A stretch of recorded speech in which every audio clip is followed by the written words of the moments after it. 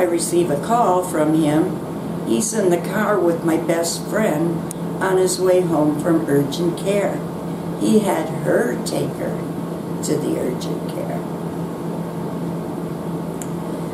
And he did so many things like that with my best friend. And then with my older friend, he would just dote on her so much and just, you know, love her up, squeeze her, call her sweetie in front of me, give her a kiss on the head, and oh, she took it to be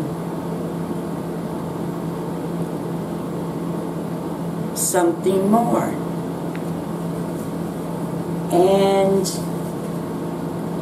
And then there was this one time where they went to the casino. A casino that the three of us would go to, and we would stay overnight. Well, they went and they stayed overnight. Didn't tell me. And I found out from another friend. And then I remember with the new supply,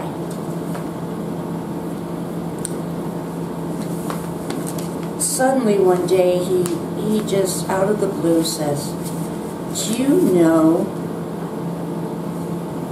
that," and I'm going to call her Trigger. He can be the Lone Ranger with a mask. He wears many masks, as they all do. But he says to me, "Did you know Trigger is a bookkeeper?" And I said, "Yeah, I knew that." "Well, she is so good with numbers. She's so good with counting and all this very trivial stuff." And I just looked at him like, "Are you kidding me? You find that fascinating?" I didn't say anything, but that's what was going through my head. Then when that didn't work, he didn't get a rise from me. He started taking her to the local casinos alone. Let me tell you, he is a gambler. It's always casinos with him. And many, many narcissists have some sort of addiction. If it isn't gambling, it can be alcohol, drugs. It can be just about anything. They are addicts, and they are addicted to their own behavior to get that rush and to make them feel so much better about themselves. They do hate themselves, and that's why they end up hating you, because they're projecting onto you all their feelings that they have about themselves. And then also, you know, they make you crazy by doing these little, giving you, these looks and smirks. Tell you a lie and smirk.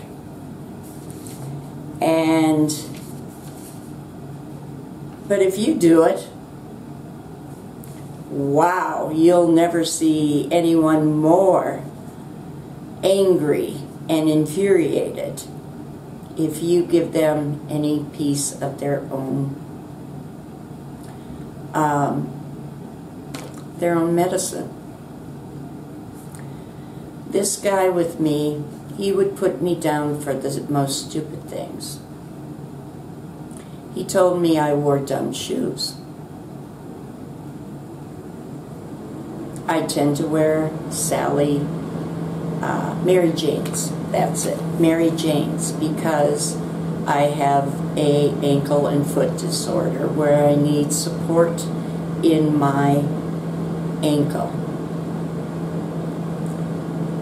He would also accuse me of not being able to walk well. My ankle turned, you know, it was my fault. And I better, you know, stop doing that. And things like, he hated that I drank soda pop. And he would just dig at me for that. And so I went to water. I first started out with flavored water. Well, that wasn't good enough. He said, oh, he drank that years ago. And water, pure water, was the way to go. And see, they moved the goalposts, again, to keep you off balance, so that you cannot please them. So I went to water. He didn't care. Another thing, he hated that I'm more of a night person and an evening person. I was a nurse who, for many, many years, who worked the evening shift. And for me, naturally, it had always been that I go to bed late, I wake up a little later. I'm not one who's going to get out of bed at 6 a.m. unless I actually have to. And he would just put me down for that and tell me how stupid it was. And I even asked my doctor once how I could reprogram my inner clock so I could go to bed earlier and get up earlier. My doctor refused to do that, saying that we all have our own inner clock, and that no matter what this person liked or didn't like, she suggested that, you know, at 1 o'clock in the morning, that I show up there and wake him up and say, what are you doing? You shouldn't be sleeping now. But I didn't. He also went on with his little complaints about me in front of his one of his sons and daughter-in-laws. His daughter-in-law said to me, does he always talk to you like that? And I looked sadly and shook my head and I said, yeah. And she said, well, I wouldn't let him do that if I were you. So on our way home, I told him this. And if you want to see a rageaholic, he was one right there, just screaming at the top of his lungs, my daughter-in-law told you that? My daughter-in-law said I shouldn't talk about you that way. And there was nothing I could say. But that was the last time I got to go over to the son and daughter-in-law and see the grandkids. Yeah. And we stayed together for about another 2 years after that. Of course, back and forth, you know how it is. And again, with their triangulation, they do that in the most hurtful and the most harmful way possible. And that usually comes up at that point during the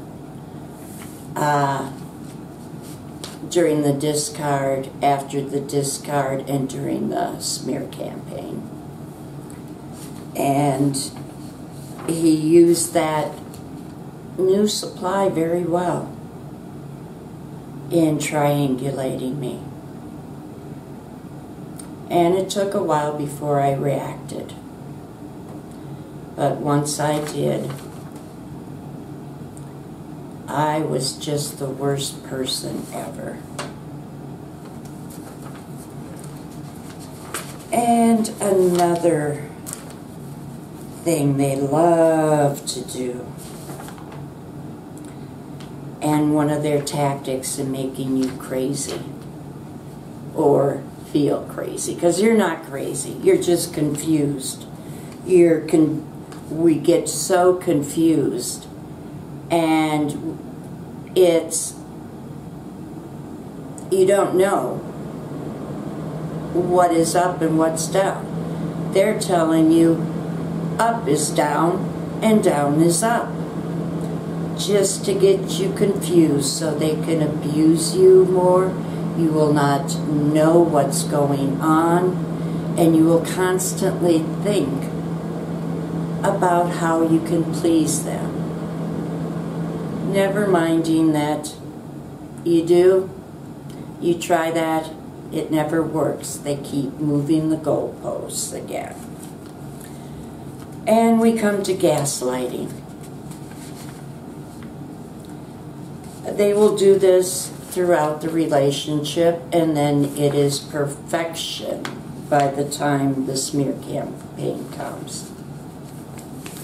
But they will dig at you like, are you okay? And one of their favorite techniques is to, if you bring up something that they told you, and they will turn around and totally deny that they said those exact words, telling you that you are crazy, that can't you hear? Are you nuts? Are you unbalanced? Are you unstable? How would you think that I would say that? You just don't get it, do you? And then one of the favorite things that mine would do to me, if we saw a sad movie or a tender movie, and I would cry, he would look at me like I was from Mars or something and say, "You scare me."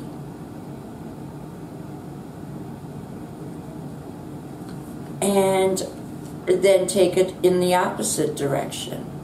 If I was happy, if I was having fun, if I was joking, laughing, enjoying myself, I'd get this look again and he'd look at me and say, "You scare me.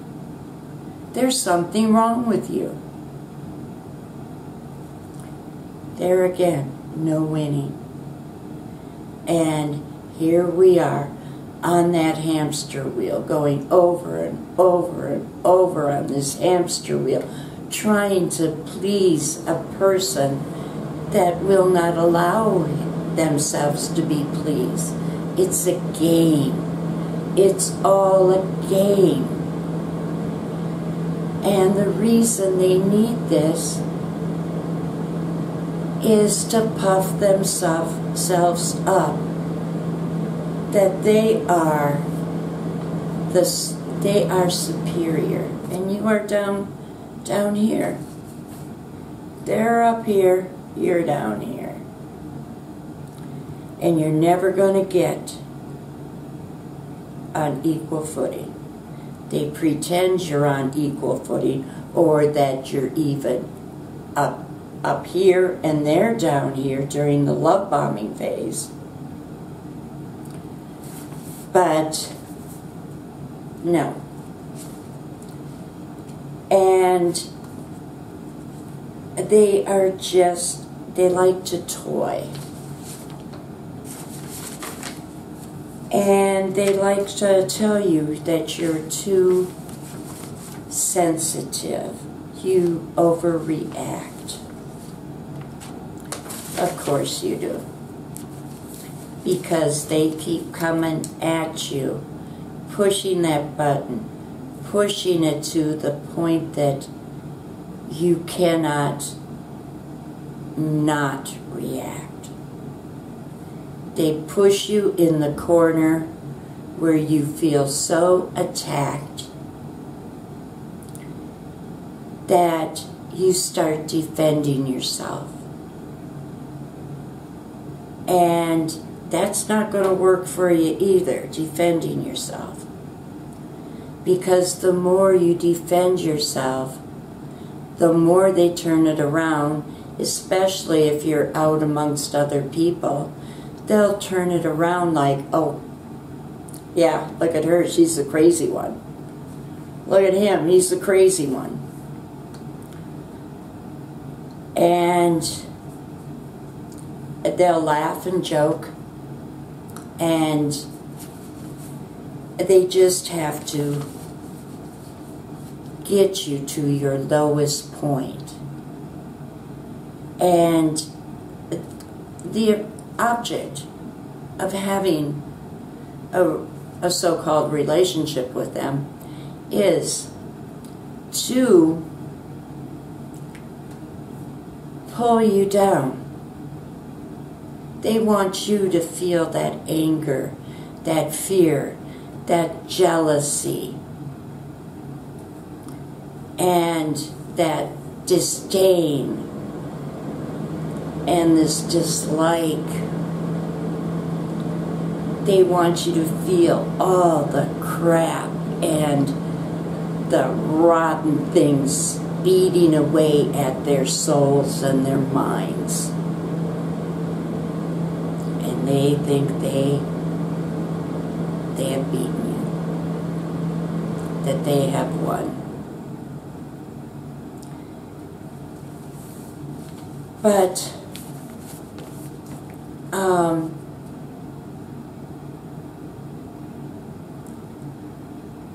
and all of this does, not only with the love bombing, but with these types of tactics in crazy making, this really solidifies the trauma bond. It doesn't matter if you're codependent. It doesn't matter if you're an empath. It doesn't matter if you're the smartest person in the world. They are going to make you feel lower than low. And they're very envious too. One last thing I want to bring up is their envy and jealousy. Mine was not envious as to that other men may look at me, or someone may say nice things or good things about me to them. What made him jealous was the lifestyle I had led.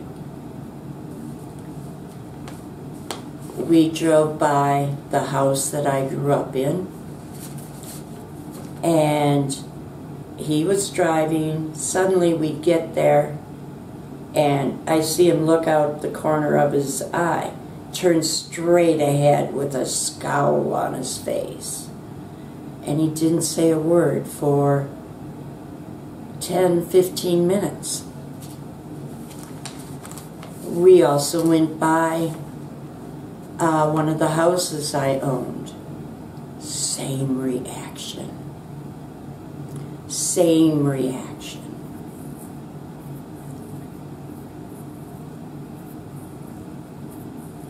So, basically, in conclusion, crazy making is what is on their card. It can say, John Doe, narcissist, crazy maker, give me a call. Or Jane Doe, narcissist. You'll love my crazy making. Call me. Yeah. So I want all of you to know you are not crazy. There's nothing wrong with your mental health in this situation. You have been toyed with. You have been abused, misused, misled, lied to. You have been tied up in knots for however long you have been in that relationship. And it wasn't your fault.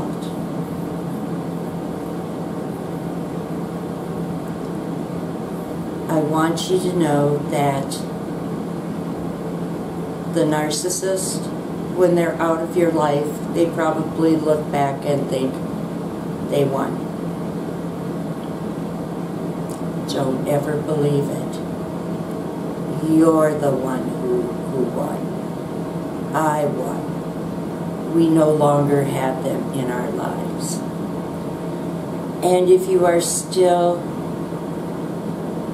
carrying on in a personal romantic relationship or even a friendship, get out. Please make plans.